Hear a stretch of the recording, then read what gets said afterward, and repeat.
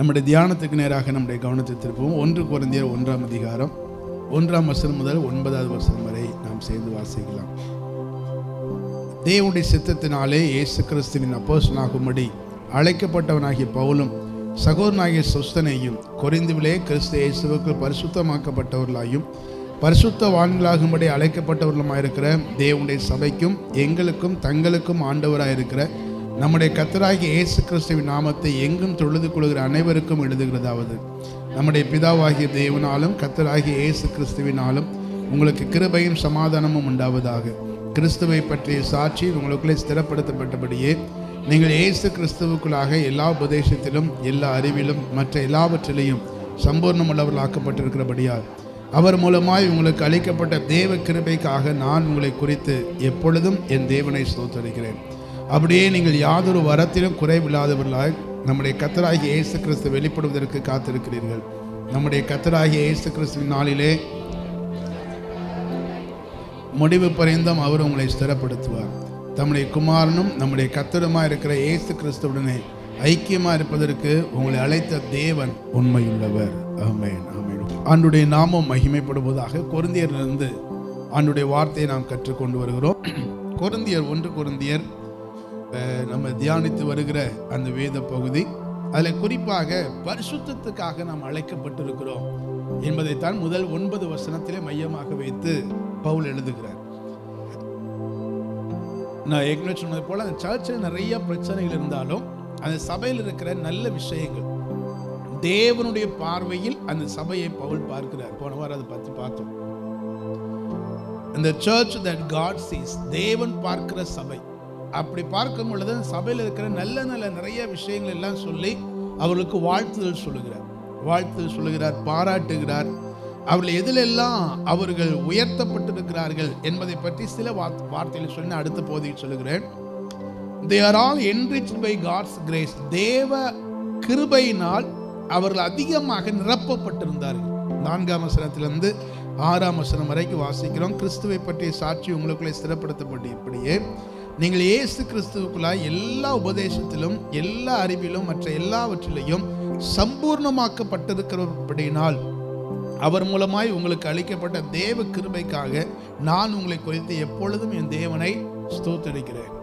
இங்க பவுல் சொல்கிறார், எல்லா அறிவிலும் மற்ற எல்லா உபதேசத்திலும், இயேசு கிறிஸ்துவுக்குள்ளான எல்லா உபதேசத்திலும் எல்லா அறிவிலும் மற்ற எல்லாவற்றிலையும் சம்பூர்ணம் உள்ளவர்கள் ஆக்கப்பட்டிருக்கிறபடியா. அந்த கொரிந்து சபைக்கு ஆண்டவர் ஆவிக்குரிய உன்னத அனுபவங்களை அந்த சபைக்கு கொடுத்திருக்கிறார். நம்ம இப்ப ரீசெண்டா சில சர்ச்சஸ்ல போய் பிரசங்கம் பண்றதுக்கு போகும்போது தான் நம்முடைய சபை எப்படி இருக்குங்கிறத கொஞ்சம் பார்க்க முடியுது. ரீசெண்டா ஒரு சர்ச்சில் போய் பிரசங்கம் பண்ண, அந்த சர்ச் நல்ல சர்ச், ரொம்ப வருஷமா இருக்கிற சபை. அதனால நான் கொஞ்சம் நம் பைபிளில் சில வசனங்களை ஸ்டடி போல சில விஷயத்தை சொல்லி ஒரு சர்வீஸில் பிரசங்கம் பண்ணும்போது முடிச்சதுக்கு ஒரு பாஸ்டர் சொன்னார், இது கடினமான உபதேசம், இதை யார் கேட்பார் அப்படிங்கிறது போல் அந்த பாஸ்டர் சொன்னார். எங்கள் மக்களுக்கு இது புரியுமானே தெரியலையே. நான் பேசுனது ரொம்ப ரொம்ப சிம்பிள் மெசேஜ், அதாவது பேசிக்கான மெசேஜ். அதில் ஒருத்தர் ஆறாவது நடத்தின ஒருத்தர் என்னை தனியாக கூப்பிட்டு ஃபோனில் பேசினார். பாஸ்டர், நீங்கள் அன்னைக்கு கொடுத்த செய்தி ரொம்ப நல்லா இருந்தது, ரொம்ப ஆழமான செய்தி பாஸ்டர். ரொம்ப நாளுக்கு அப்புறம், பல வருஷங்களுக்கு அப்புறம் இந்த மாதிரி செய்தியை கேட்குறோம். நான் பேசுனது ரொம்ப சாதாரணமான செய்தி, ரொம்ப சிம்பிள் மெசேஜ். ஆனால் அந்த சபைக்கு அந்த வசனத்தை, அந்த செய்தியை கூட கிரகித்து கொள்ளக்கூடிய அளவுக்கு அவர்கள் என்ன செய்யலை, வளரல. என்னுடைய செய்தியே என்னன்னா, காலத்தை பார்த்தால் இன்னும் நீங்க எவ்வளவு நாள் பிள்ளைகளாக இருப்பீர்கள், நீங்க எவ்வளவு நாள் சிறு பிள்ளையாவே இருப்பீங்க, அதான் என்னுடைய செய்தி. அதுவே அவர்களால் கிரகித்து கொள்ள முடியவில்லை. அப்பதான் நான் யோசித்தேன், நம்ம சர்ச்சில் நம்ம பண்ற பிரசங்கம் மக்களுக்கு புரியுதா இல்லையா? அடுத்த கேள்வி வந்துடும்ல நமக்கு. அந்த சந்தேகம் வந்தது. அந்த சந்தேகம் வந்ததுக்கு அப்புறம் நான் இங்கே கொஞ்சம் பேரை பர்சனலாக பேசினேன். மேபி நம்முடைய அசிஸ்டன்ட் பாஸ்டர்ஸ் மூலமாக சிலரை கேட்க வச்சு அவங்க மூலமாக தகவல் கேட்கும்போது நம்ம சர்ச் பீப்புளுக்கு நம்ம பண்ணுற பிரசங்கம் புரியுது. அப்போதான் இந்த வசனத்தை யோசிக்கும் போது, நீங்கள் இயேசு கிறிஸ்துவுக்குள்ளாக எல்லா உபதேசத்திலும் எல்லா அறிவிலும் மற்ற எல்லாவற்றிலையும் சம்பூர்ணம் உள்ளவர்கள் ஆக்கப்பட்டிருக்கிறபடியா. ஸோ இது தேவனுடைய கிருபை. வசனத்தை புரிந்து கொள்வதற்கு நம்மளால முடியுதுன்னா அது தேவ கிருபை இல்லாமல் வேறு ஒன்றும் இல்லை. அல்லேலூயா. ஏன்னா நிறைய படித்தவர்களுக்கே, நிறைய ஞானிகளுக்கே என்ன செய்யல, வேதம் புரிகிறது இல்லை. சாதாரண ஒரு பிரசங்கத்தை கேட்டா அவர்கள் இந்த பாஸ்டர் என்ன பேசுறாரு எங்களுக்கு புரியலைன்னு சொல்றாங்க. ஆனா நம்முடைய சர்ச்சில் இருக்கிற மக்களுக்கு இந்த பிரசங்கம் புரியுதுன்னா தேவன் நம்முடைய சபைக்கு தந்திருக்கிற கிருபை. அல்லேலூயா. அதைத்தான் கொரிந்து சபைக்கு சொல்றாரு, உங்க பட்டணத்தில் இருக்கிற எவ்வளவோ பாவங்கள் பெருகி இருந்தாலும், எவ்வளவோ தீமையான காரியங்கள் நிரம்பி இருந்தாலும், உங்களுக்கு கொடுக்கப்பட்ட கர்த்தருடைய வார்த்தை, உங்களுக்கு கொடுக்கப்பட்டிருக்கிற கிருபைக்காக நான் கர்த்தரை ஸ்தோத்திரம் பண்ணுகிறேன்னா நீங்கள் சம்பூர்ணம் உள்ளவர்கள் ஆக்கப்பட்டிருக்கிறீர்கள். நேற்று ஒரு இடத்துக்கு போய் அந்த இடத்துல டிஃப்ரெண்ட் ஆர்கனைசேஷன் பீப்புள், டிஃப்ரெண்ட் சர்ச்சிலேருந்து வந்திருக்கிற மக்கள், அதில் ஒரு 15 நிமிஷம் நம்ம சர்ச்சை பற்றி தான் அவர் பேசுகிறார். அங்கே இருந்த லீடர் நம்ம சர்ச்சை பற்றி பேசுகிறார். இந்த சர்ச் எப்படி இருக்குது தெரியுமா, அவங்க என்ன ஊழியம் செய்கிறாங்க தெரியுமா, இப்படிலாம் செய்கிறாங்க தெரியுமான்னு. அப்போ தான் நம்ம சர்ச்சில் இதெல்லாம் நமக்கு இருக்குதோங்கிற மாதிரி நமக்கு யோசிக்க தோணுது. ஏன்னா அவங்களுடைய பார்வையில் பார்க்கும்போது பிரம்மாண்டமாக பேசுகிறார்கள். ஸோ அப்போ மனசில் ஆழமாய் பதிந்த ஒரே ஒரு வார்த்தை, எல்லாமே தேவ கிருபை தான். இல்லை, அவருடைய கிருபை இல்லைன்னா வேற ஒன்றுமே இல்லை. நேற்று நைட்டு ஒரு சகோதரோட பேசிட்டு இருக்கும் போதும், இந்த 12 ஆண்டுகள் தேவன் நடத்தி வந்ததும், இந்த இடத்துல ஆண்டவர் சர்ச்சை ஸ்திரப்படுத்தி வைத்திருப்பதும் தேவனுடைய கிருபை இல்லாமல் வேறு ஒன்றும் இல்லை. ஸோ ஒவ்வொரு நாளும் அந்த கிருபைக்காக ஆண்டவர் ஸ்தோத்திரம் பண்ணணும். பர்சனலாகவும் ஆண்டவரை ஸ்தோத்திரம் பண்ணணும். ஆண்டவரே, வசனத்தை வாசிக்கிறேன், எனக்கு வசனம் புரியுது. பிரசங்கம் கேட்கிறேன், பிரசங்கம் எனக்கு புரியுது. ஜெபம் பண்ண உட்கார்றேன், தேவ பிரசனத்தை அனுபவிக்க எனக்கு முடியுது. இல்லை, எத்தனை பேர் தேவ பிரசனத்தை அனுபவிக்க முடியல? எத்தனை பேருக்கு தேவ பிரசனா என்னன்னு தெரியாம இருக்கிறாங்க. ஆனால் அங்க தேவ பிரசனத்தை அனுபவிக்க முடியுது, தேவ சத்தத்தை எங்களால கேட்க முடியுது. இப்படிப்பட்ட சம்பூர்ணம் உள்ள ஒரு நன்மையை, ஆசீர்வாதத்தை எங்களுக்கு தந்திருக்கிறீரே, உமக்கு ஸ்தோத்திரம் என்று சொல்லி இவைகளுக்காக கர்த்தரை ஸ்தோத்திரம் பண்ண, இவைகளை தேவன் நம்முடைய சபைக்கு தந்திருக்கிறபடினால் ஆண்டவரை ஸ்தோத்திரம் பண்ண வேண்டும். So we are all enriched by God's grace. தேவ கிருபையினால் நீங்களும் நானும் சம்பூர்ணமாக்கப்பட்டிருக்கிறோம். கொரிந்து சபையை போல. அடுத்து அந்த கொரிந்து சபை எப்படி இருந்ததா அப்படியே அடுத்து பவுல் சொல்கிறார். அப்படியே 7ஆம் வசனம், நீங்கள் யாதொரு வரத்திலும் குறைவில்லாதவர்களாய் தம்முடைய கர்த்தராகிய இயேசு கிறிஸ்து வெளிப்படுவதற்கு காத்திருக்கிறீர்கள். இதுல நம்ம கொஞ்சம் வளரணும். நம்ம சர்ச்சை பொறுத்தவரை இந்த விஷயத்துல இன்னுமே நம்ம வளர வேண்டியிருக்கிறது. எதுக்காக காத்திருக்கிறீங்க? You are all expecting Jesus to return.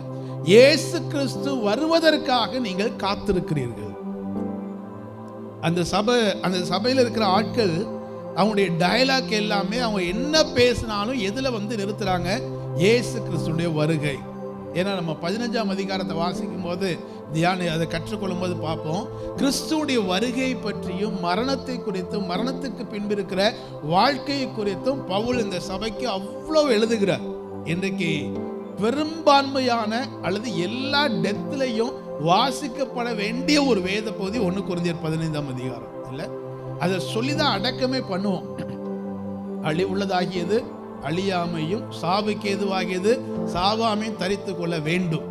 அழிவுள்ளதாகியது அழியாமையும், சாவுக்கு ஏதுவாகியது சாவாமையும் தரித்து கொள்ளும் பொழுது மரணம் ஜெயமாக விழுங்கப்பட்டது என்ற வார்த்தை நிறைவேறும் அப்படின்னு சொல்லிட்டு, நம்முடைய கர்த்தராகிய இயேசு கிறிஸ்து நாமத்தினாலே நமக்கு ஜெயம் கொடுக்கிற தேவனுக்கு ஸ்தோத்திரம். இந்த 3 வசனத்தை சொல்லினதுக்கு அப்புறம் தான் மண்ணுக்கு மண்ணாக, பொழுதிக்கு பொழுதியாக, குப்பைக்கு குப்பையாக ஒப்பு கொடுக்கிறேன்னு சொல்லி அடக்கமே பண்ணுவோம். நமக்கு லிட்டர்ஜின்னு ஒன்று கிடையாது. ஆனால் நம்முடைய லிட்டர்ஜியில் அடக்க ஆராதனை பண்ணுவது எப்படிங்கிறதுல இதுதான் சொல்லி கொடுத்துருக்கிறான்.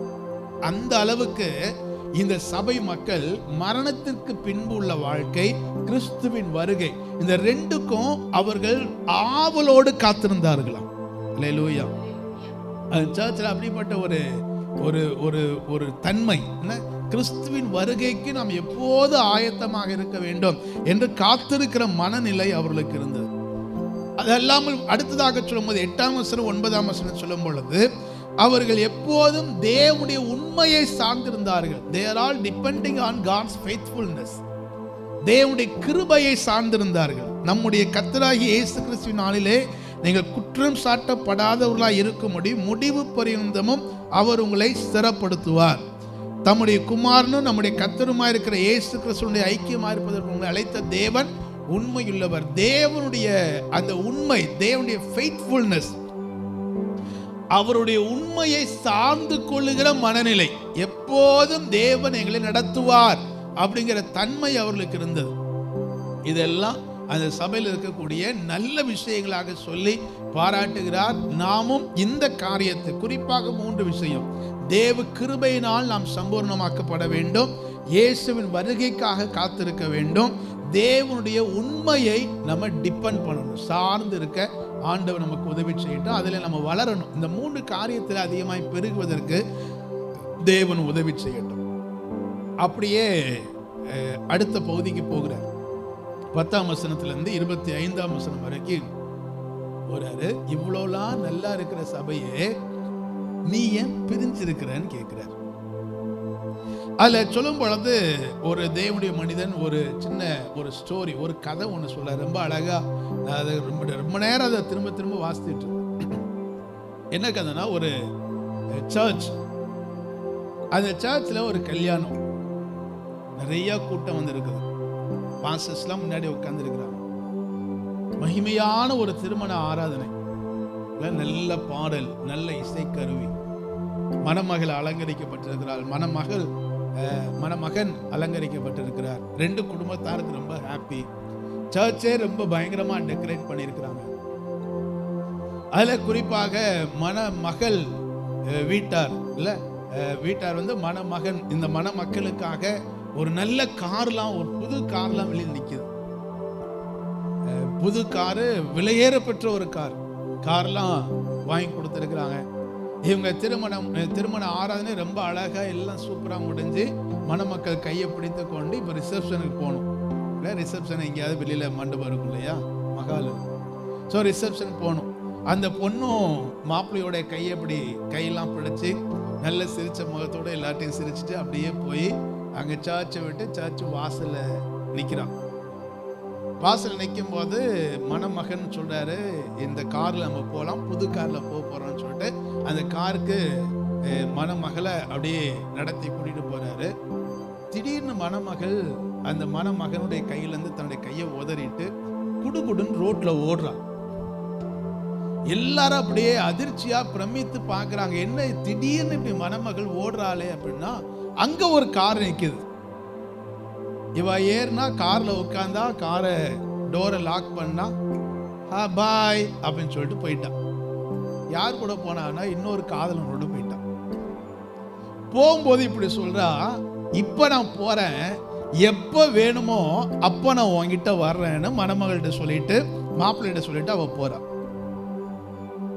இவளை என்ன பண்றது, என்ன செய்யலாம்னு நினைக்கிறீங்க? அந்த சூழல் எப்படி இருக்கும்? இல்ல மறுபடியும் இந்த மாதிரி மேரேஜ் முடிச்சு வெளியில எல்லாரும் பார்க்கறாங்க, ரிலேட்டிவ்ஸ், விசுவாசிகள் எல்லாரும் பார்க்கறாங்க. அப்படி இன்னொரு கார்ல இன்னொருத்தனோட போயிட்டு அடுத்த நாள் மறுபடியும் வந்தா இவனால அதை ஏற்றுக்கொள்ள முடியுமா? ஏற்றுக்கொள்ள முடியுமா? நிச்சயமா ஏற்றுக்கொள்ள முடியாது. யாராலையுமே அதை அக்செப்ட் பண்ண. இந்த கதையை சொல்லிட்டு அந்த ஊழியக்காரர் சொல்றாரு, நீங்க மட்டும் ஏன் இப்படி இருக்கீங்கன்னு கேட்கிறார். நம்மள தான் கேட்கிறார். ஞாயிற்றுக்கிழமை சர்ச்சுக்கு வரோம், நல்லா ஆராதிக்கிறோம், அவருடைய பிரசன்னத்தை அனுபவிக்கிறோம், சந்தோஷமா பேசுறோம், சிரிக்கிறோம், எல்லாம் செய்யறோம். சர்ச்சை விட்டு வெளியில போன உடனே இவர் கையை விட்டுட்டு இன்னொருத்தன் கையை பிடிச்சிட்டு அவ போனது போல உலக பிரச்சனைகள், உலக ஆசைகள் அப்படின்னு அதையெல்லாம் பிடிச்சிட்டு போயிட்டு அடுத்த சண்டே வந்து இயேசுவை என்னை ஏற்றுக்கொள்ளுங்கிறது எந்த விதத்துல நியாயமா இருக்கும்னு கேட்கிறார். அப்ப இவ்வளவு நேரம் பேசுனது யாரை பத்தி பேசிட்டு இருக்கிறோம்? நம்மளை பத்தி தான் பேசிட்டு இருக்கோம். நம்ம எவ்வளவு நாள் அப்படி இருக்கிறோம் இல்ல? சண்டே சர்வீஸுக்கு வரும்போது அல்லது நம்ம ஜெபிக்க முழங்கால் படிடும் பொழுது, இயேசுவே நீங்க தான்ப்பா, உங்களை தவிர எனக்கு யாருமே இல்லைன்னு சொல்றோம், உங்க பிரசனத்தை தாங்கன்னு கேட்கிறோம், எல்லாம் கேட்கிறோம். ஆனா ஜெபம் பண்ணி முடிச்சதுக்கு அப்புறம், ஆராதனை முடிச்சதுக்கு அப்புறம், அல்லது பைபிள் வாசித்து முடிச்சதுக்கு அப்புறம் அடுத்த செகண்ட் யார் கையை பிடிச்சுக்கிறோம்? உலகத்துடைய கையை பிடிச்சுக்கிறோம். அவன் கையை பிடிச்சிட்டு இங்கே டாட்டா காட்டுறான், அடுத்த முறை வரும்போது நீ சேர்த்துக்கொள்ளும் சொல்லி டாட்டா காட்டிட்டு போறமே, இது எந்த விதத்தில் நியாயம் என்று கேட்கிறார். கொரிந்து சபையை பார்த்து பவுல் அந்த கேள்வி கேட்கிறார். எப்பா நீ இவ்வளோ நன்மை இருக்குது, you are all enriched by God's grace, தேவ கிருபையினால் நீங்கள் சம்பூர்ணமாக்கப்பட்டு இருக்கிறீர்கள். இன்னும் சொல்ல போனா இயேசு கிறிஸ்து வர்றதை கூட நீங்க ரொம்ப ஆவலோட எதிர்பார்த்து காத்து கொண்டிருக்கிறீங்க. உங்களை எல்லாம் பார்த்தா தேவனுடைய உண்மையை சார்ந்து கொண்டது போல இருக்குது. இவ்வளவு நிறைவை பெற்ற நீங்கள் சபையை விட்டு வெளியில போன உடனே அல்லது ஜெபத்தை விட்டு வெளியில போன உடனே உலகத்துடைய கையை நீங்கள் கோர்த்து கொள்வது என்ன, அந்த தன்மையை நீங்கள் அப்படியே ரிஃப்ளெக்ட் பண்ணுவது என்ன, அதை நீங்கள் பிரதிபலிப்பது என்னன்னு ஒரு கேள்வி கேட்கிறார். இந்த சபை, இந்த கொரிந்து சபையில பிரிவினைகள் இருந்தது அப்படின்னு சொல்லி பவுல் சொல்லுகிறார். இந்த பிரிவினைகளை எங்க இருந்து இவர் கேள்விப்பட்டாருங்கிறதையும் சொல்றார். ஏனெனில் என் சகோதரரே, உங்களுக்குள்ளே வாக்குவாதங்கள் உண்டு என்று குலோவேயாளின் வீட்டாரால் உங்களை குறித்து எனக்கு அறிவிக்கப்பட்டது. நம்ம இது பைபிள் ஸ்டடி மட்டும் நம்ம எடுக்கல, இல்ல கொரிந்தியர்ல என்னெல்லாம் இருக்குது அதை படிக்கிறது நம்முடைய நோக்கம் கிடையாது. நம்முடைய வாழ்க்கைக்கும் நம்முடைய ஊழியத்துக்கும் இதை பிரயோஜனப்படுத்தணும். அதனால நான் சில வசனங்களை கொஞ்சம் அழுத்தமாய் சொல்ல விரும்புகிறேன். பவுல் சொல்கிறாரு, ஏனெனில் எல்லாரும் சேர்ந்து வாசிப்போமா? என் சகோதரரே, உங்களுக்குள்ளே வாக்குவாதங்கள் உண்டு என்று குலோவேயாளின் வீட்டாரால் உங்களை குறித்து எனக்கு அறிவிக்கப்பட்டது. குலோவேயால் அப்படின்னு ஒரு குடும்பம், ஒரு ஃபேமிலி இருக்குது போல. அந்த ஃபேமிலி இந்த சர்ச்சை பத்தி பாஸ்டர் பவுல்கிட்ட போட்டு கொடுத்துட்டாங்க. என்ன செஞ்சுட்டாங்க? நம்ம அப்படித்தானே சொல்லுவோம், என்ன பாஸ்டர் ஃபோன் பண்ணி போட்டு கொடுத்துட்டியா? நிறைய நேரத்தை பிரசங்கம் முடிச்சு போகும்போதே வீட்டில் சண்டை நடக்குது, ரோட்ல நடக்கும்போது சண்டை நடக்குது. என்ன நேற்று உங்க கூட சண்டை போட்டதை பாஸ்டர் போட்டு கொடுத்துட்டியோ, அவர் இன்னைக்கு அதே மாதிரி பேசினாரு, அவருக்கு நீ சொல்லாம இப்படி தெரியும், அப்படி கூட சில சண்டைகள் நடந்திருக்குது.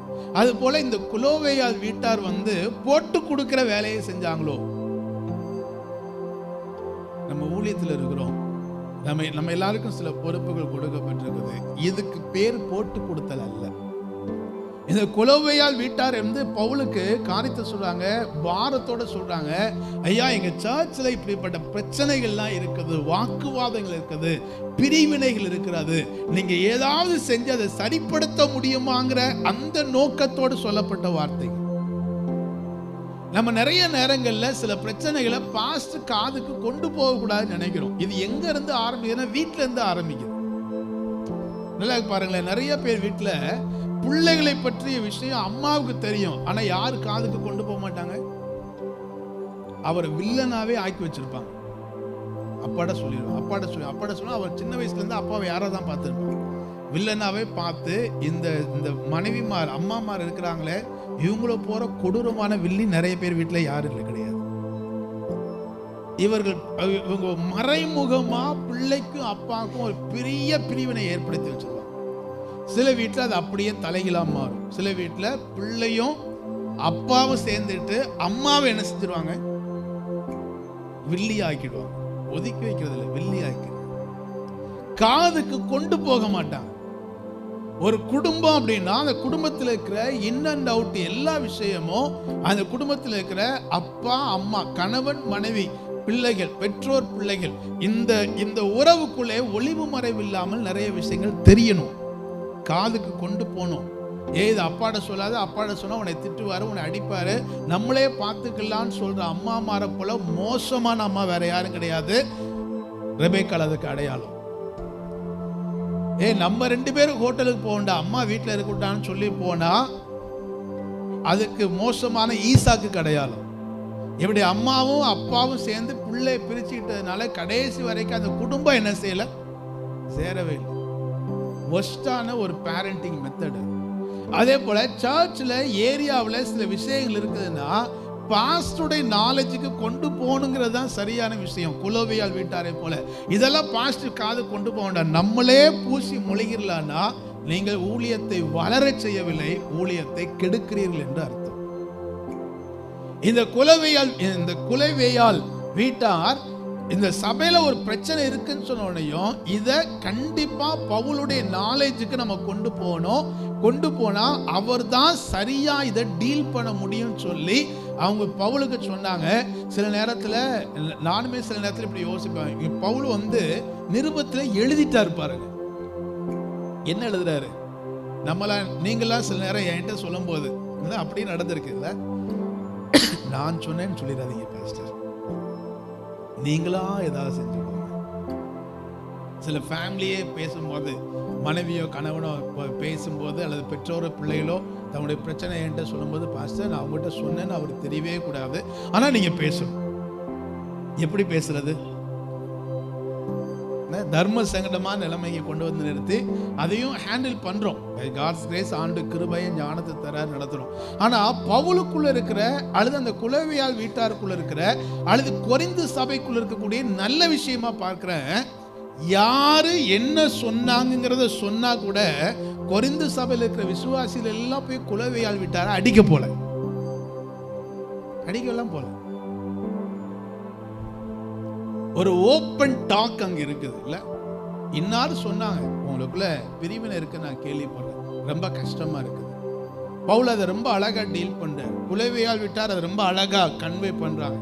அந்த கொரிந்து சபை மக்களும் அதை சரியா ஏற்றுக்கொள்ளார்கள். ஹல்லேலூயா. சோ நமக்கு அந்த திறந்த மனது கொஞ்சம் இருக்கும். பிரச்சனைகளை யாருடைய நாலேஜுக்கு கொண்டு போனோமோ அவருடைய நாலேஜுக்கு சரியா கொண்டு போய் சேர்க்க வேண்டும்.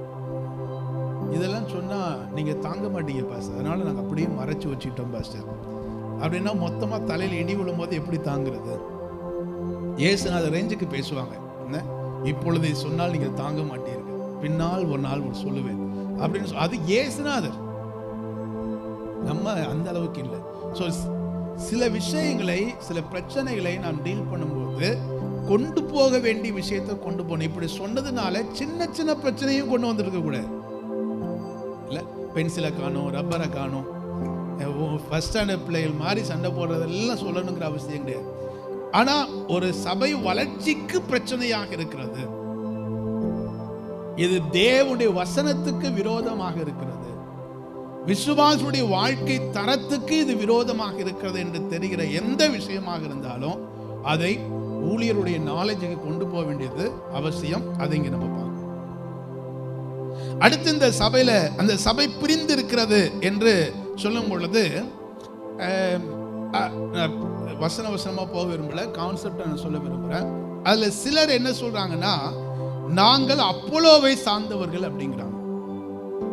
சிலர் சொல்றாங்க நாங்கள் பேதுருவை சார்ந்தவர்கள், சிலர் பவுலை சார்ந்தவர்கள், சிலர் நாங்கள் கிறிஸ்துவை சார்ந்தவர்கள். 4 டிவிஷன்ஸ் அவங்களுக்குள்ள இருக்கு, 4 குரூப் அவங்களுக்குள்ள இருந்துச்சு. நல்ல காலம் கொரிந்து சபையில 4 குரூப் தான் இருந்துச்சு. ஆனா இன்னைக்கு இருக்கிற சபையில எக்கச்சக்கமான குரூப் கிடக்கு. நம்ம சர்ச்சை பத்தி நான் சொல்லல, பொதுவா நான் சபைகளை பற்றி சொல்றேன். இன்னைக்கு நிறைய சபைகள்ல ஏகப்பட்ட குரூப் இருக்கு. இந்த பவர் பிளேயிங் அது இருக்கு. பவர் பிளேயிங் என்ன தெரியுமா? அதிகார சண்டை. இங்கிலீஷ் தமிழ்ல டிரான்ஸ்லேட் பண்ணும்போது பிளேயிங் அதிகார விளையாட்டுன்னு சொல்ல முடியாது, அதிகார சண்டை. யார் முன்னாடி நிக்கிறது, யார் first, who is next to pastor வந்து நிக்கிறார் பாருங்க. யாரு பாஸ்டருக்கு அடுத்து யாரு, அடுத்து யாரு, அடுத்து யாரு, அடுத்து யாருங்கிற ஒரு அதிகார சண்டை இன்னைக்கு நிறைய சர்ச்சஸ், நிறைய சபையில் அதனால பிரிவினைகள் இருக்கிறது. சில சபைகள் அது பிரிஞ்சு தனி சபையாவே மாறி அப்ப அங்கேயும் மறுபடியும் என்ன செய்யுது, அதிகார சண்டை இருக்கு. சோ இந்த பவர் பிளேயிங், அதன் அந்த பிரிவினைக்கான மெயின் ரீசன், முக்கியமான காரணம் வந்து அதிகார சண்டை. இது இயேசுநாதர் கூட இந்த 12 சீசர்களுக்குள்ள இருந்தது. தங்களில் எவன் பெரியவன் என்று வாக்குவாதம் பண்ணி கொண்டார்கள். 5 பேர் 10 பேர் கூடிட்டாலே அங்க வந்து என்ன வந்துருது, ஒரு இஷ்யூ வந்துருது, அங்க சண்டை வந்துருது. யார் ஃபர்ஸ்ட், செகண்ட், தேர்டு அப்படிங்கிற ஒரு ஸ்டெப் எடுக்கிறதுக்கான முயற்சி வர ஆரம்பிச்சு. இந்த காலை நேரத்தில் நான் ஆக்சுவலா இந்த இன்னைக்கு இந்த சர்வீஸ்ல ஒரு சின்ன கேம் நடத்த நினைச்சேன். நேரம் 10வது நாள்ல நடத்தல. ஆண்டவர் நம்மை தேவன் எந்த இடத்தில் வைத்திருக்கிறாரோ அந்த இடத்தில் நிற்பது, அந்த ஸ்தானத்தில் நிற்பதுதான் நம்முடைய பலன். அதை நம்ம புரிஞ்சுக்கணும். நமக்கென்று ஒரு ஸ்தானத்தை தேவன் வைத்திருக்கிறார். அந்த ஸ்தானத்தில் நிலைத்திருக்க வேண்டும். இந்த ஸ்தானத்திலிருந்து இன்னொருத்தருடைய ஸ்தானத்துக்கு நம்ம முயற்சி பண்ணி அவரை கீழே தள்ளிட்டு நான் அந்த இடத்துக்கு வரணும்னு நினைக்கிறது ஒரு முட்டாள்தனமான விஷயம். அங்கதான் பிரிவினைகள் என்பது ஆரம்பிக்கிறது. அல்லேலூயா. நான் சில நேரங்களில் மேடைகளில் பேசும்போது, சில சர்ச்சில் பாஸ்டர்ஸ் பேசும்போது நான் பேசியிருக்கிறேன். எனக்குன்னு கொடுக்கப்பட்ட அபிஷேகம் எனக்கு ஆண்டு வச்சிருக்கிறேன். இந்த அபிஷேகத்தை இன்னொரு நபர் பெற்றுக்கொள்ள முடியாது. இல்ல, இப்ப பாஸ்டர் ஜோஷுவா இருக்கிறாரு, நான் இருக்கிறேன். ஒருவேளை நாங்க ஒரே குடும்பத்தை சார்ந்தவர்களா இருக்கலாம், ஒரே சபையில ஊழியம் செய்யறவர்களா இருக்கலாம். ஆனா தேவன் எனக்குன்னு கொடுத்த அபிஷேகத்தின்படியே அவர் செயல்பட விரும்பினால் அவர் தோற்று போவார். அவரை போல நான் செயல்படணும்னு விரும்பினேன்னா என்னுடைய ஸ்தானத்தை நான் இழந்து போவேன். நான் என்னுடைய வேலையை செய்ய வேண்டும், அவர் அவருடைய வேலையை செய்ய வேண்டும். அப்பதான் தேவ ராஜ்யத்தின் வேலை நிறைவேறும். அல்லேலூயா. அது பாடுறதா இருக்கலாம், எந்த பொறுப்பா இருக்கட்டுமே, எந்த பொறுப்பா இருக்கட்டும், நாம சில பொறுப்புகளுக்காக மனதிலே வைத்து அந்த காரியத்தை செய்வதற்காக முன்னேறுவோம் என்று சொன்னால் அது தவறான பாதையில கொண்டு போய்விடும். பைபிள்ல ரொம்ப அழகா சொல்லுங்க, தன் வேலையில் ஜாக்கிரதையா இருப்பவனை கண்டாயானால் அவன் நீசருக்கு முன்பாக நில்லாமல் யாருக்கு முன்னாடி நிக்கணுமா? அப்போ ப்ரமோஷன்ங்கிறது ப்ரமோஷனுக்காக நம்ம வேலை செய்யக்கூடாது. நான் சொல்றது புரியுதா? உயர்வுக்காக, இவனை விட அவனை விட நான் இந்த பொசிஷனுக்கு போகணுங்கிறதுக்காக நம்ம வேலை செஞ்சோம்னா நம்முடைய எபிலிட்டி நல்லா இருக்காது, நம்முடைய ஆட்டிடியூட் ஒஸ்ட் ஆயிடும், நம்ம தப்பான மனநிலை போயிடும். எனக்கு என்ன வேலை கொடுக்கப்பட்டிருக்கிறதோ அந்த வேலையை நான் ரொம்ப சின்சியரா செஞ்சா அது என்னை ப்ரமோஷன் நேரா கொண்டு போகும். அல்லேலூயா. ஆனால் இன்னைக்கு நிறைய பேர் அப்படி இருக்கிறது இல்லை. அதை நினைக்கும் போது ரொம்ப வருத்தமாக இருக்கு. பாஸ்டர்ஸ் நிலைமையிலேயே யோசிக்கும். ஒரு 10 நாளைக்கு முன்னாடி எனக்கு ஒருத்தர் ஃபோன் பண்ணார். ஃபோன் பண்ணி சொன்னார், பிரஸ்பிட்டர்ஸ் சொன்னாதான் எல்லாமே ஸ்தாபனத்தில் கேட்பாங்களாமே அப்படின்னாரு. அதை எங்கே கண்டுபிடிச்சாரு, எப்படி அவருக்கு புதுசாக ஏதோ கண்டுபிடிச்ச மாதிரி சொன்னார். நான் சொன்னேன், அப்படிலாம் ஒன்றுமே கிடையாது. இல்லை, என்ன பிரஸ்பிட்டர் பேசினாலும் சூப்பரன்னு பேசினா கூட வார்த்தைக்கு மதிப்பு கிடையாது, தேவன் கிரியை செஞ்சாதான். சொல்லிட்டு சொன்னார், நான் ரொம்ப கஷ்டப்படுறேன் சாமுவேல், நீ பிரஸ்பிட்டரா இருக்கிறல, எனக்காக ரெக்கமெண்ட் பண்ணி உங்க ஏரியால ஒரு 400 பேர் உள்ள சர்ச்சா இருந்தா எனக்கு வாங்கி கொடு அப்படிங்கிறார். மனநிலை பாருங்க, அந்த அந்த அந்த சிந்தனையை பாருங்க. எதற்காக ஊழியம் செய்கிறோம் அப்படிங்கிறத மறந்து, அதுக்கு அவர் சொல்றது காரணம், எனக்கு இத்தனை வயசு ஆகுது, எனக்கு இப்படி ஒரு இடம் கிடைச்சா நல்லா இருக்கும். Because I have 25 years experience, 25 வருஷம் அனுபவம் உடைய எனக்கு இப்படி ஒரு பெரிய சர்ச்சை கொடுத்தாதான் என்ன அப்படின்னு கேட்கிறாரு. திருப்பி நம்ம கேட்க முடியும், இந்த 25 வருஷம் என்ன செஞ்சீங்க? அவர் இப்ப இருக்கிறது 8வது சபையில, 8 சபையில டிரான்ஸ்ஃபர் ஆகி போயிருக்கிறார். எந்த சபையிலையும் அவர் பொறுமையா நிதானமா ஊழியம் செஞ்சது கிடையாது. அப்போ நம் ஆண்டவர் நமக்கு கொடுத்திருக்கிறதில் நாம் எந்த அளவுக்கு உண்மையாக இருந்திருக்கிறோம், எந்த அளவுக்கு மேன்மையாக செய்கிறோம், மற்றவர்களோடு ஒப்பிட்டு பாராமல் எனக்கு கொடுத்திருக்கிற பொறுப்புல நான் எவ்வளவு சின்சியரா இருக்கிறேனோ, இந்த சின்சியாரிட்டி தான், இந்த உண்மையை சார்ந்து கொள்ளும் பொழுதுதான் தேவன் நமக்கு என்று வைத்திருக்கிற அடுத்த இடத்திலே நடத்துகிறார். இது புரிஞ்சிருச்சுன்னா யாரையோட என்ன செய்ய மாட்டோம், சண்டை போட மாட்டோம், யாரு எதையும் குறைத்தும் போட யோசிக்க மாட்டோம். இதுல மேன்மை பாராட்டுவதற்கும் இடமில்லை, தாழ்வாக யோசிப்பதற்கும் இடமில்லை. தேவனுடைய பார்வையிலே எல்லாமே சமம், எல்லாமே சமம். அதனால அவர் சொல்றாரு, நீங்கள் உங்களுக்குள்ளே நீங்க சண்டை போட்டு கொண்டிருப்பது என்ன என்ன? அடுத்து அடுத்து இந்த ஆட்கள் எல்லாருமே நான் பவுலை சார்ந்தவன், அப்போலோவை சார்ந்தவன், கேபாவை சார்ந்தவன் அப்படியே ஒருத்தரையா சார்ந்து இருக்கிறாங்க இல்லையா? ஹியூமனுடைய நேச்சரே எப்படின்னா, we are all enjoy following human leaders. ஒரு ஒரு தலைவனை பின்பற்றுவது என்பது ஹியூமன் நேச்சர்ல இருக்குது. ஒரு ஒரு புகழ்பெற்ற ஒரு நபர் இருந்தால் அவருக்கு ஃபாலோவரா மாறணுங்கிறதுல ரொம்ப ஆர்வம் இருக்குது. அதனால தான் எனக்கு நிறைய ரசிகர் மன்றம் இருக்குது, அரசியல் கட்சிகள் இருக்குது. இல்ல ஏதோ ஒரு நபர், அந்த நபர்கிட்ட நல்ல விஷயம் இருக்குது பார்த்த உடனே அவரை ஃபாலோ பண்ணுங்கிற அந்த தாட் வருது. நடிகைகளை பின்பற்றுகிற நபர்கள், இன்னும் நல்ல விளையாட்டு வீரர்களை பின்பற்றுகிற நபர்கள், நிறைய ஃபாலோவர்ஸ் இருக்காங்க. ஏன்னா இட்ஸ் a human nature. ஒரு ஆள் சூப்பரா இருக்காரானா அவர் பின்னாடி என்ன செய்வாங்க, ஒரு கூட்டம் போகத்தான் செய்யும். அதனால இவர்கள் சில நேரங்களில் ஸ்பிரிச்சுவலாக யோசிச்சு, நாங்கள் பவுலை சார்ந்தவர்கள், நாங்கள் கேபாவை சார்ந்தவர்கள், நாங்கள் அப்போலோவை சார்ந்தவர்கள், நாங்கள் கிறிஸ்துவை சார்ந்தவர்கள் என்று ஒரு மனிதனை மையமாக வைத்து பின்பற்றுகிற பழக்கம் இருக்கிறதே. இது எப்படி இருக்கலாம், இதுல நீங்க மாறணுங்கிறத பத்தி அவர் பேசுறார். நல்ல கவனிங்கள், எப்பயுமே நாம் தேவனுடைய வார்த்தைக்கு முக்கியத்துவம் கொடுக்க வேண்டுமே ஒழிய மனிதர்களுக்கு அல்ல. அல்லேலூயா, அல்லேலூயா. மனிதர்களுக்கு அல்ல. இங்க நின்று ஒரு நபர், நான் இன்னைக்கு பிரசங்கம் பண்றேன், ஒருவேளை இந்த இடத்துல இன்னொரு நபர் நின்று பிரசங்கம் பண்ணினால், ஐயோ பாஸ்டர் இல்லையேங்கிறது கவலைப்பட்டோம் அப்படின்னா நம்ம இன்னும் முதிர்ச்சி அடையல.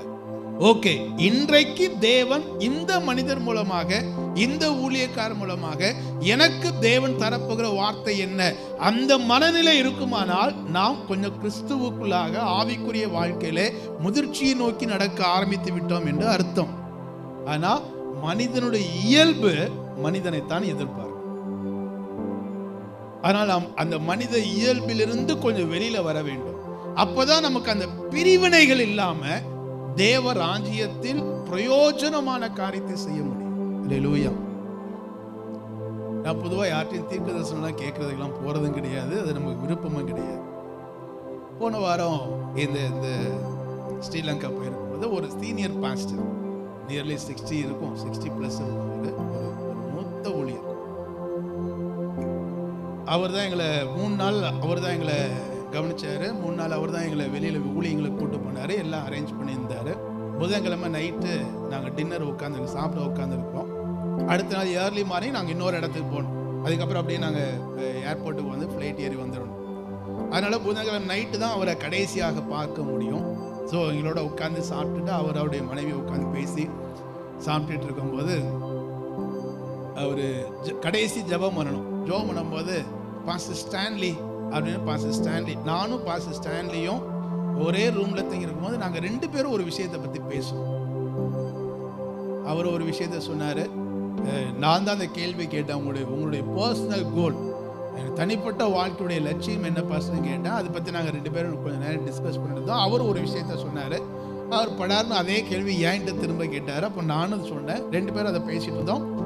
எங்கள் கூட இருந்த 3வது பாஸ்டர் ஜேம்ஸ் அந்த நேரத்தில் இல்லை, அவருக்கு தெரியவும் செய்யாது. நாங்கள் 2 பேரும் தான் பேசிட்டு இருந்தோம். புதன்கிழமை நைட் அந்த டின்னரில் உட்காந்துருக்கும் போது பாஸ்டர் ஸ்டான்லி அப்படின்னு அவர் பாஸ்டர் ஸ்டான்லி பக்கம் திரும்பி நாங்கள் என்ன பேசிட்டு இருந்தோமோ அதை பற்றி அவர் சொல்றார். நீங்கள் இப்படி யோசிச்சுட்டு இருக்கிறீங்க, ஆனால் ஆண்டவர் இப்படி தான் செய்யணும்னு சொல்றாருன்னு சொல்லிட்டார். எனக்கு ஒரு பக்கம் அவர் என் முகத்தை பார்க்குறாரு, நான் ஒரு முகத்தை பார்க்குறேன், பார்த்து சிரிச்சிட்டு இருந்தோம். எங்கள் 2 பேர் தான் அது புரியும், பார்த்துக்கிட்டோம். அப்புறம் நான் மனசில் என்ன நமக்குள்ள யாரும் ப்ராஃபஸர் சொல்ல மாட்டாங்க, நம்ம கேட்கவும் மாட்டோம் அப்படின்னு சொல்லிட்டு அவர் சொல்லிட்டு அப்படியே ஜெபம் பண்ணுவோம் அப்படின்னு, லெட் அஸ் ப்ரே அப்படின்னு கண்ணை மூடிட்டாரு. ஜெபம் ஸ்டார்ட் பண்ணும்போது மெதுவாக திரும்பி பாஸ்டர் சாமுவேல் அப்படின்னு என்னை கூப்பிட்டார். சரி என்ன சொல்றதுதான் பார்ப்போமே அப்படின்னா, ரொம்ப அழகாக ஒரு வார்த்தை சொன்னார். நம்ம இங்கே ஏஜி சர்ச்சுன்னு சொல்கிறோம், பொதுவாக வேர்ல்ட் லெவலில் ஏஓஜின்னு தான் சொல்லுவாங்க, assembly of God.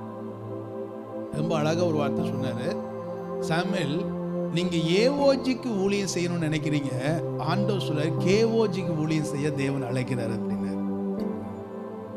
கேஓஜினா kingdom of காடுக்கு நீங்கள் ஊழியம் செய்யணும் அப்படின்னு சொல்லிட்டு அவர் அடுத்து என்ன செய்யணும், நீங்கள் சிலருக்கு நீங்கள் மென்டரிங் பண்ணணும், சில ஆர்கனைசேஷனை ஸ்ட்ரென்தன் பண்ணக்கூடிய அளவுக்கு ஆண்டு உங்களை பயன்படுத்துவார் அப்படின்னு சில வார்த்தையை சொன்னான்னு வச்சுக்கோங்களேன். எனக்கு இந்த வார்த்தை ரொம்ப டச்சிங்காக இருந்தது. நீங்கள் ஏஓஜியை விட கேஓஜிக்கு உங்கள் ஊழியம் தேவை, அதிகமாக தேவை அப்படின்னு. அப்போ தான் நான் 2-3 விஷயம் மைண்டில் கடந்து ஓடிச்சு. நம்மளும் திரும்ப திரும்ப எதைத்தான் பற்றி பேசிகிட்டு இருக்கோம், கேஓஜியை பற்றி தானே பேசிட்டு இருக்கோம். நம்முடைய சபையுடைய இலக்கு என்ன? தேவனுடைய ராஜ்யத்தை, கிங்டம் ஆஃப் காட்.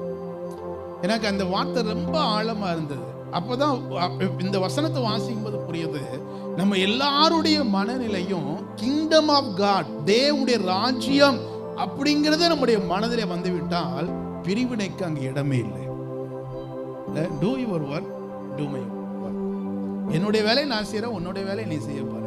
நம்ம எல்லாரும் சேர்ந்து தேவனுடைய வேலையை செய்யறோம். எனக்கு என்ன கொடுக்கப்பட்டிருக்கிறதோ அதை நான் செய்கிறேன், உங்களுக்கு என்ன கொடுக்கப்பட்டிருக்கிறதோ அதை நீங்கள் செய்கிறீர்கள். நாம் யாரும் ஒருத்தருக்கு ஒருத்தர் போட்டியாளர்கள் இல்லை. நம்ம யாருமே என்ன கிடையாது, நம்ம யாருமே காம்படிட்டர் கிடையாது, போட்டியாளர்கள் கிடையாது. ஆனா ஒருத்தருக்கு ஒருத்தர் காம்ப்ளிமெண்டா இருக்கணும். ஒருத்தருடைய வேலை இன்னொருத்தருக்கு அது பொருத்தமாக பெருகுவதற்கு உதவி செய்வதாக இருக்க வேண்டும். அல்லேலூயா. இந்த புரிதல் நமக்கு வந்துருச்சுன்னா வீட்டிலையும் சரி, வீட்டிலையுமே யோசிச்சு பாருங்க, கணவனும் மனைவியும் காம்படிட்டரா, போட்டியாளர்களா? இல்ல. அங்க ரெண்டு பேரும் ஒருத்தருக்கு ஒருத்தர் காம்ப்ளிமெண்டா இருக்கணும். ஒருத்தருக்கு ஒருத்தர் உதவி செய்கிறவர்களாக இருந்தாதான் அவரவர் வேலையை அவரவர் செய்து ரெண்டு பேரும் சேர்ந்து செயல்படும் பொழுது அந்த குடும்பம் ஆசீர்வாதமாக இருக்கிறது. சோ சபையிலையும் ஒவ்வொரு விசுவாசி இன்னைக்கு தான் புதுசா ஒருத்தர் வராருன்னா அவர் செய்ய வேண்டிய வேலையும் சர்ச்சில் இருக்குது, அவருடைய பங்களிப்பும் இருக்கிறது. சோ அவரவருடைய பங்களிப்பை கொடுத்து விட்டால் தேவ ராஜ்யம் அழகாக கட்டப்படும். அங்கு பிரிவினைகளுக்கு இடமே இல்லை. அல்லேலூயா. பவுல் இந்த விஷயத்தை குறிப்பா சொல்றார். நீங்க மனுஷனை பார்க்காம இந்த மனுஷனை தேவன் பயன்படுத்துகிறாரே, அந்த தேவனையும் தேவ திட்டத்தையும் பாருங்கள். பவுலா உங்களுக்காக சிலுவையில் அறையப்பட்டான்? இல்லை பேதுரு உங்களுக்காக சிலுவையில் அறையப்பட்டானா? இயேசு சிலுவையில் அறையப்பட்டார். அவருக்காக நாங்கள் எல்லாரும் உடன் வேலையாட்களாக இருக்கிறோமே ஒழிய எங்களால் ஒன்று உண்டாகும் என்று சொல்வதற்கு ஒன்றுமே இல்லை. நீங்க இயேசுவின் நாமத்தினால ஞானஸ்தானம் பெற்றீர்களா, இல்ல பவுலின் நாமத்தினால ஞானஸ்தானம் பெற்றீர்களா? இயேசுதானே சிலுவையில மரித்தார், அவர்தானே நம்முடைய ரட்சகர், அவருடைய நாமத்தினால தானே ஞானஸ்தானம் எடுத்திருக்கிறோம். நானும் உங்களுக்காக சிலுவையில அறையப்பட்டேன், அல்லது பேதுரு சிலுவையில் அறையப்பட்டாரா? மனிதர்களால் ஒன்றுமே இல்லை. நம்ம எல்லாருக்கும் ஒரே ஒரு தலைவன், நம்ம எல்லாருக்கும் ஒரே ஒரு தேவன், ஒரே ஒரு ரட்சகர், கிறிஸ்து மட்டும்தான். நாம் எல்லாரும் சேர்ந்து இருக்கிறோம் என்ற மனநிலைக்கு வந்தால் நம்ம பிரிவினை என்பதற்கு இடமே இல்லை என்பதை சொல்லுகிறார். அல்லேலூயா. நம்முடைய சிந்தனையிலையும் இப்படிப்பட்ட சிந்தனைகள் நமக்குள்ள உருவாகும். நம்ம என்ன செஞ்சாலும் தேவ ராஜ்யத்துக்காக செய்யணும். அல்லேலூயா. ஒருவேளை இந்த சர்ச்சில் பெருக்கிறோமா, அல்லது சர்ச்சை கிளீன் பண்றோமா, அதை கிளீன் பண்ணும் போதே என்ன மனநிலை இருக்கும்னா, நான் தேவனுக்காக செய்கிறேன். அல்லேலூயா. மனிதர்கள் பார்க்க வேண்டும் என்பதற்காக செய்தால் அது நம்மை ஒரு இடத்துல வரும்போது நம்முடைய நிதானத்தை இழக்க செய்யும். நான் தேவனுக்காக செய்கிறேன். நான் அடிக்கடி சொன்னது போல, மார்த்தாள் அவள் சமைக்கிறாள், பற்பல காரியங்களை குறித்து கவலைப்பட்டு கலங்குகிறாள், இயேசுவிடத்தில் சண்டை போடுகிறாள். நான் நினைக்கிறேன், மார்த்தாள் ஒருவேளை சமையல் பண்ணும்போது நான் கிறிஸ்துவுக்காக இதை பண்ணுகிறேன் என்று சொல்லி அவள் பண்ணியிருந்தால் அவளுடைய முழு மனசும் அந்த குக்கிங்ல என்ன செஞ்சிருக்கும்? அந்த தேவையற்ற டென்ஷன் போயிடும். சண்டை போட்டிருக்க மாட்டான். அங்க கூட தேவ பிரசன்னத்தை அவளால அனுபவிச்சிருக்க முடியும். இன்னைக்கு நம்ம நிறைய பேர் எப்படி இருக்கிறோம்னா, மனுஷனுடைய முகத்துக்காக, மனுஷனுடைய பார்வைக்காக நாம் ஊழியம் செய்யும் பொழுதுதான் நமக்குள்ளே ஒரு எரிச்சல், நம்ம அறியாத ஒரு டென்ஷன். ஏன்னா எல்லா நேரத்திலும் எல்லாரும் நமக்கு உதவி செய்ய போகிறது இல்லை, அப்படிதானா? அதனால தான் அந்த மிஷன் ட்ரிப்புக்கு போகும்போது நான் திரும்ப சொல்லிவிடுவேன். மிஷன் ட்ரிப்புக்கு ஒரு 10 பேர் போறீங்க, 6 பேர் போறீங்கன்னா அது எப்படியும் இந்த மிஷன் ட்ரிப் போற ஒரு டீம்ல ஒரு ஆள் சமையலுக்குனே நேர்ந்து விட்டு ஒரு ஆள்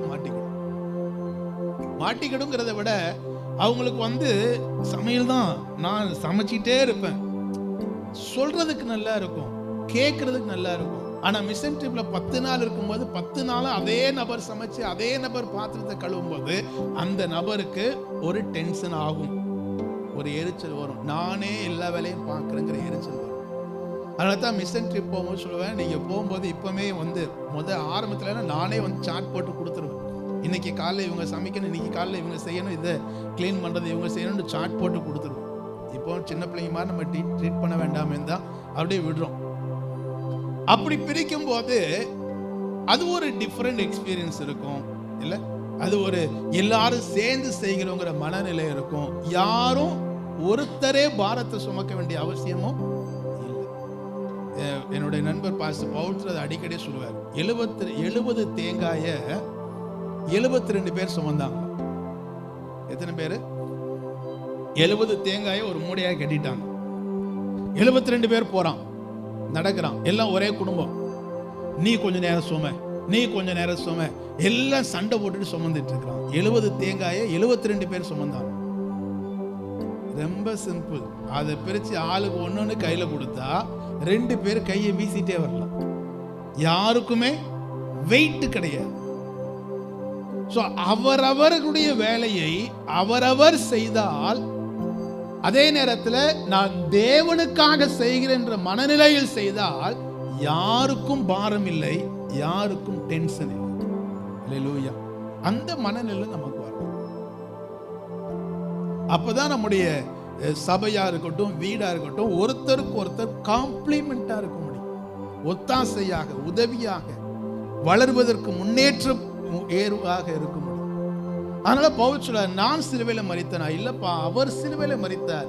அந்த மனநிலையை நீங்கள் ஆயுதமாக தரித்துக் கொள்ளுங்க. அந்த சிந்தையை நீங்கள் ஆயுதமாக தரித்துக் கொள்ளுங்கள். அப்படி உங்களுடைய சிந்தனை மாறிடுச்சுன்னா உங்களுக்குள்ள பிரிவினைகள் இல்லாமல் போயிடும். நாம் எல்லாரும் இணைந்து ஒன்றாக இருக்கிறோம் அப்படிங்கிற மனநிலை நமக்கு உண்டாகும் என்று அவர் சொல்லுகிறார். இன்னும் அடுத்த பகுதியிலே நாம் அடுத்த வாரத்தில் தொடர்ந்து தியானிக்க ஆண்டு நமக்கு உதவி செய்யும். எல்லாரும் எழுப்பி நிற்போம். ஒரு பழைய பாடல், ஆங்கில பாடல், தமிழ் எனக்கு தெரியல, சின்ன கோரஸ் தான். Though we are many, we are one body, we are one body in Christ. நாம் அநேகராக இருந்தாலும் நாம் கிறிஸ்துவுக்குள்ளாக ஒரே சரீரமாக இருக்கிறோம். ஒரே சரீரமாக இருக்கிறோம். கிறிஸ்து பிரிந்திருக்கிறாரா? அவர் ஒரு நாளும் பிரிந்திருக்கிறது இல்லை. அப்படி இருக்க நமக்குள்ளே ஏன் பிரிவினைகள் வேண்டும்? நான் சொல்ற சர்ச்சை பத்தி பேசியிருக்கிறேன், குடும்பத்தை பத்தி சொல்லியிருக்கிறேன், ஊழியங்களை பற்றி சொல்லியிருக்கிறேன். இந்த வார்த்தைகள் எல்லாம் நம்முடைய குடும்பத்துக்கும் பொருந்தும். குடும்பத்திலையும் பிரிவினைகள் இருக்கக்கூடாது. அப்பா அப்பாவா செயல்படணும், அம்மா அம்மாவா செயல்படணும், பிள்ளைகள் பிள்ளைகளா செயல்படணும். நிறைய வீட்டுல அப்பாவுடைய ரோலை அம்மா எடுத்து அப்பாவையும் டாமினேட் பண்ணும் பொழுது குடும்பம் சிதறி போய்விடுகிறது. அவரவருக்கு அளிக்கப்பட்ட கிருபையின்படி காரியத்தை செய்தால் அந்த குடும்பமாக இருக்கட்டும், அந்த சபையாக இருக்கட்டும், தேசமாக இருக்கட்டும், அது ஆசீர்வதிக்கப்படும். ஆண்டவரை கேட்போம், ஆண்டவரே, எனக்கென்று நீர் எந்த ஸ்தானத்தை வைத்திருக்கிறீரோ அதை புரிந்து அதை நான் சரியாக நிறைவேற்ற எனக்கு கிருபை தாரும். ஆண்டவரே, எங்களுக்குள்ள பிரிவினைகள் இருக்கக்கூடாது. நாங்க யாரும் யாருக்கும் போட்டியாளர்கள் கிடையாது. நாங்கள் ஒரு தனிப்பட்ட மனிதனை பின்பற்றுபவர்களாக இருக்கக்கூடாது.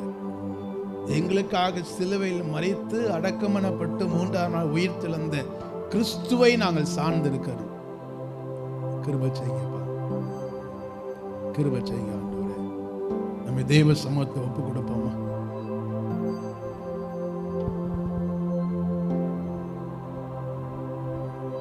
இந்த காலை வேளை தேவன் நம்மோடு பேசியிருப்பாருன்னு சொன்னால் வலது கரத்தை உயர்த்தி, ஆண்டவரே, எங்களுக்குள்ளே இன்றைக்கு கேட்டதுபடி நல்ல ஒரு மாற்றத்தை தாங்கப்பா.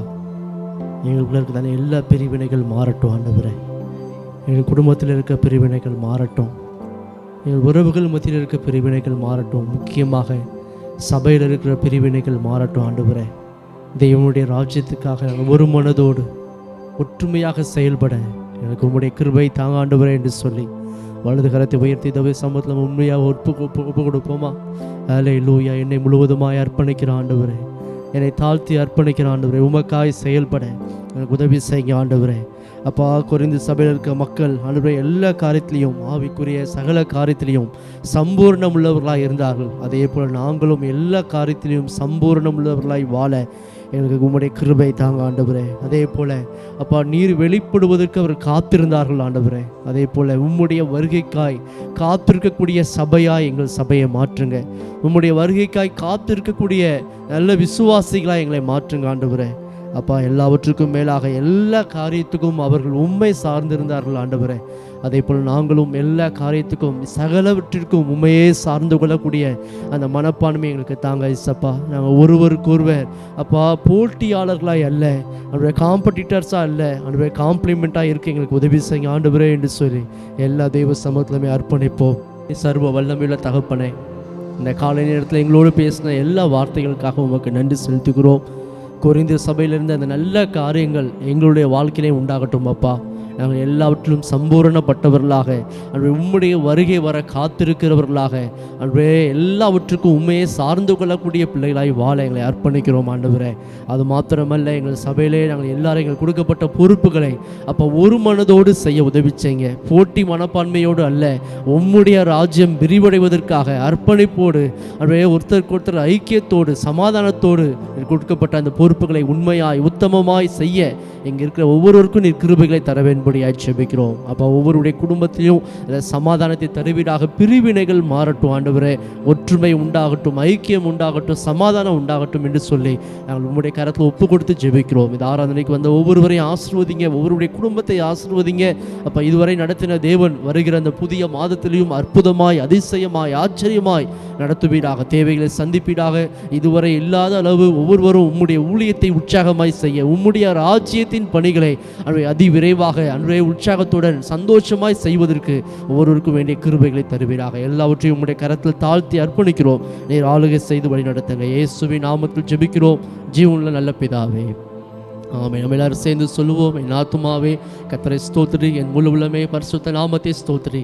என் ஆத்துமாவே கர்த்தரை ஸ்தோத்திரி, கர்த்தர் செய்த சகல உபகாரங்களையும் மறவாதே. நம்முடைய கர்த்தராகிய இயேசு கிறிஸ்துவினுடைய கிருபையும் தேவனுடைய அன்பும் பரிசுத்த ஆவியினுடைய ஐக்கியம் அந்யோன்யம் நம் அனைவரோடும் கூட அவருடைய வருகை பரியந்தம் என்றென்றும் இருப்பதாக. ஆமென், ஆமென். ஹல்லேலூயா. எல்லாருக்கும் ஸ்தோத்திரம். கர்த்தர் ஒருவரை ஆசீர்வதிப்பாராக.